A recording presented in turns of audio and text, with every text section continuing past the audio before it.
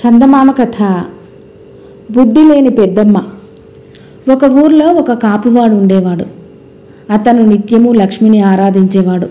అందుచేత లక్ష్మి అతనికి అన్ని విధాలా కలిసి వచ్చేటట్లు చూస్తుండేది. ఇలా ఉండగా ఒకనాడు లక్ష్మీదేవి ఆమె అక్కగారైన జ్యేష్ఠాదేవి కలిసి ఈ కాపు ఉండే ఊరి వైపు వచ్చారు. దారిలో లక్ష్మి తన అక్కకు ఒక పొలం చూపించి, ఈ పొలం చూశావా అక్క, ఎంత బాగా పెరిగి వస్తున్నదో. ఈ పొలం ఒక కాపుది, అతడు మట్టి పట్టుకుంటే బంగారం అవుతుంది అన్నది. జ్యేష్ఠాదేవి కళ్ళు చిగిలించి పొలం కేసి పరీక్షగా చూసి, మరొక వారంలోగా పెద్ద వాన కురిపించి ఈ పంట యావత్తు నాశనం చేస్తాను అన్నది. ఆ రాత్రి లక్ష్మీదేవి కాపు ఇంటికి పోయి అతనితో, అబ్బి, నువ్వు బాగుపడదలిస్తే రేపు ఉదయమే ఈ ఏటి పంటంతా జట్టికి ఇచ్చేయి అన్నది. కాపు ఆ ప్రకారమే పంట యావత్తు ముందుగానే ఆ ఊరు షావుకారుకు అమ్మేసి అతని వద్ద నుంచి సగం సొమ్ము భయాన పుచ్చుకున్నాడు.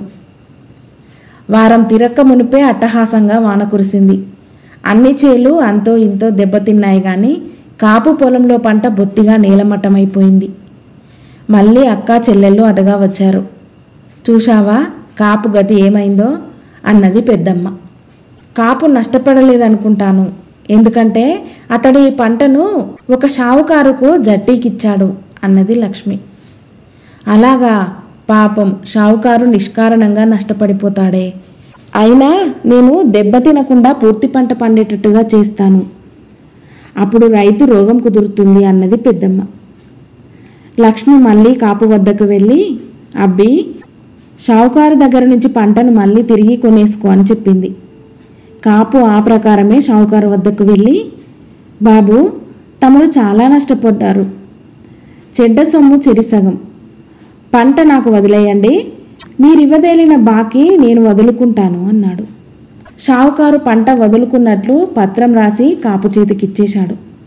కాపు పొలంలో పడిపోయిన మొక్కలన్నీ మళ్ళీ లేచి నిలబడ్డాయి. మామూలు కన్నా విరగకాసింది చేను. అక్క చెల్లెలు అటుగా వచ్చారు. చూశావా, షావుకారుకు నష్టం కలగకుండా నేను కాపాడాను అన్నది పెద్దమ్మ. ఆ పంట యావత్తు కాపు షావుకారు దగ్గర అప్పుడే కొన్నాడుగా, నష్టం మాత్రమే షావుకారుది అన్నది లక్ష్మి. పెద్దమ్మ పళ్ళు పడపటా కొరికి, దుర్మార్గుడు, నేను చేసిన యుక్తి కల్లా ప్రతియుక్తి చేస్తాడుగా, కుప్పకి 2 బస్తాల కన్నా గింజ రాలితే చూడు అన్నది. మరికొద్ది రోజులకు అక్కా చెల్లెళ్ళు కాపు ఇంటి మీదుగా పోయేటప్పుడు పెద్దమ్మ ఆగి, ఈ కొట్లన్నీ ఏమిటి అన్నది.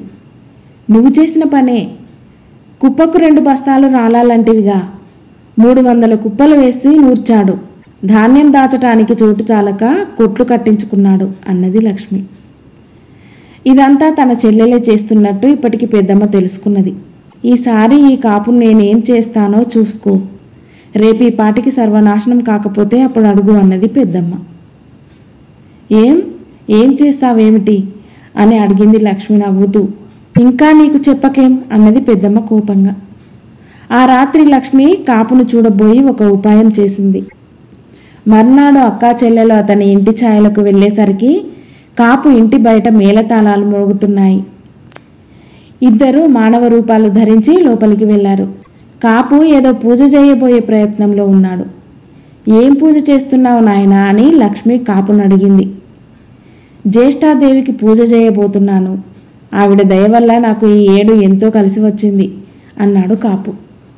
ఇద్దరు బయటికి వచ్చాక లక్ష్మి తన అక్కతో, నేనేమో చేశాననుకుంటివే అక్క, అంతా నీ చలవేనని అతనికి ముందే తెలుసు అన్నది. అలాగుటే అయితే చాలా యోగ్యుడన్నమాటే, నేనింకా ఏమిటో అనుకున్నా అన్నది అమాయకపు పెద్దమ్మ. ఈ విధంగా రైతుకు అపాయం తప్పింది. కథ సమాప్తం.